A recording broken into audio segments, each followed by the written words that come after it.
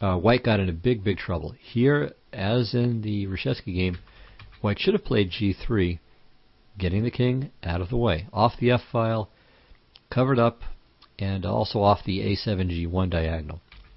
But instead Huebner played knight to e2, and after queen b6, queen a4, castles, and king to g3. Okay, it's a little bit late. I mean, the problem is he can't play g3 anymore,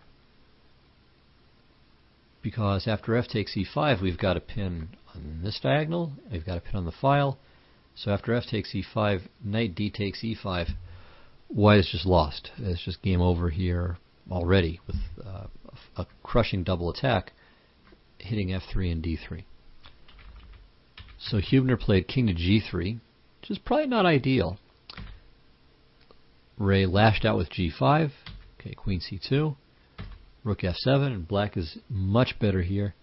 And after a3, which is rather a luxurious move, he wants to stop knight to b4, which is understandable, but the problem is that his king just can't survive this. So Ray played f takes e5, which is okay, but wasn't the best move. He was still winning for a long time, but Huebner managed to escape with a draw. But after g takes f4, Huebner is just dead. If he doesn't take with the bishop, then f takes e5 wins a pawn with just a huge advantage, a winning advantage. Well, it's winning no matter what, but I mean a very much decisive advantage. I mean, we're talking like 3-4 pawns up, that kind of thing. So bishop takes f4 is the only move that makes any sense as a try to resist. And then f takes e5, de, and then knight takes e5 is a killer. The point is that after knight takes e5, knight e5, if White, well, if he doesn't take, he's just dead lost. A pawn down with a horrible position. And if he does take, well, queen f3 check, king h3 or king to g4, same thing. Queen h4 is checkmate.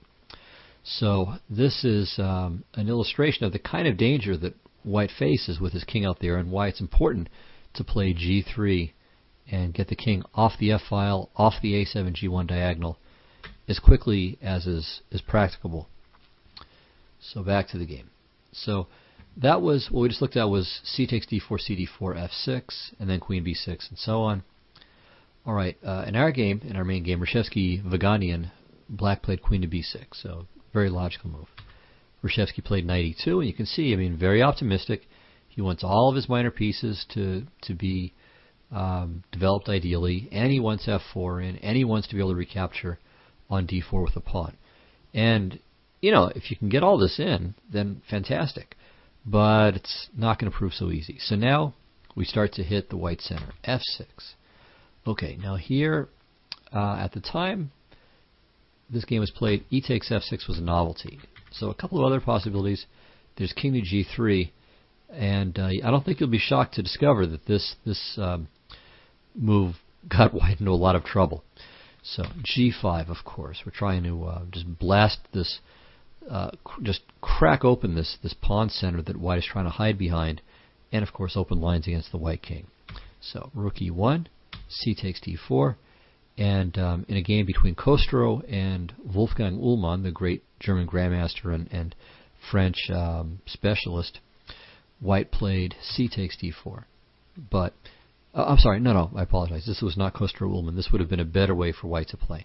So c takes d4, g takes f4, knight f4, fe5, de5, maybe knight c5. And black is better, but it's a very unclear position. I mean, despite the king's crazy location, it's not entirely easy to kill him. And probably White should just play h3 here and drop the king back.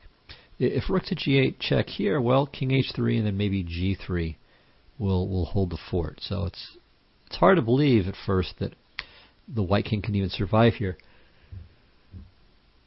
But it seems that's the case.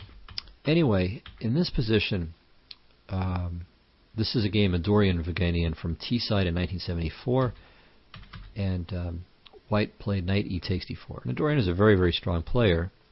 Was still fairly young at that point, so he wasn't at his full strength, but he was definitely probably a GM strength player at this point. In fact, he might have just been a GM, period. Anyway, he played knight e takes d4, and bad things happened to him too. So g takes f4, bishop f4, fe, knight e5, knight d takes e5, and here he probably still could have survived with bishop takes e5. He probably rejected this because of something like knight e5, rook e5, bishop to d6. But it turns out that queen h5 check holds everything. If the king goes to the f file, then rook f1 check, and black is in trouble. And so let's say king to d8, queen g5 check works out because on king d7 there's queen to g7 check. If the king goes to e8, then we just check on h5 again. And on king c7, then knight to b5 check, and then takes. And white is okay here. He's surviving here. But white was, I guess, afraid of ghosts here and played rook takes e5, sacking the exchange, but this was just no good. And in this position, black is just much better. I think just winning, or very nearly winning.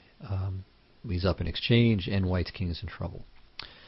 So king to g3, it might be survivable. It might be playable technically, but it's ridiculously dangerous. A safer approach, and this was from the Kostro-Ullmann game from Zakopane, I'm not sure, 1974. So takes, and here I think knight e takes d4 is equal. C takes d4 is probably equal as well. So I think this is the way for white to go. Queen to b3, just trading the queens off.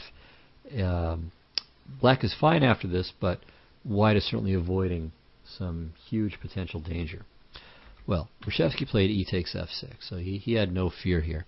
So he's getting out of the way of these f takes e5 and knight takes e5 ideas, but, well, surrendering the center is definitely a concession. So bishop takes f6, and here Reshevsky thought, okay, he has time. He played king to g3, no big deal. Takes, castles, and all right, we're already in new territory. As I say, e takes f6 was a novelty at the time, and only one game has followed in the Reshevsky-Viganian footsteps. You might even want to try to figure out what should white do in this position. Well, Reshevsky continued to play optimistically with the move rook to e1. So he'd like to, of course, have his rook putting pressure on the e file, certainly where the rook should be. But it would have been a more solid, a more sane move, more sane choice to play h3 with the idea of dropping the king back to h2. And this was played in a correspondence game, Hagloff against Hagström, Sweden in 1979. And white went on to win a long game, 67 moves. But here I would say it's roughly equal. You know, maybe black is microscopically better, maybe not. But certainly it's a playable position for both sides. All right. Well, after rook to e1, Reshevsky is given no further amnesty. Well, actually, I take that back. He does have one last desperate way that he could have maybe held on, but it would have required a lot of only moves and wasn't easy to see at all. So after rook to e1, finally punishment is coming. I say finally, but it's only move 14, and white is already in huge trouble after this brilliant move e5. Okay, well here white has his very last chance with knight to c3, just ignoring this pawn. If e4 knight takes d5 is the point, and after something like e takes f4, bishop f4, bishop d4, takes, white has knight takes d5. This is crucial. The clear tactical point is that if queen d5, there's bishop h7, and it's also very important that this knight protects f4, which was threatened. And after g5, white sacrifices a piece with this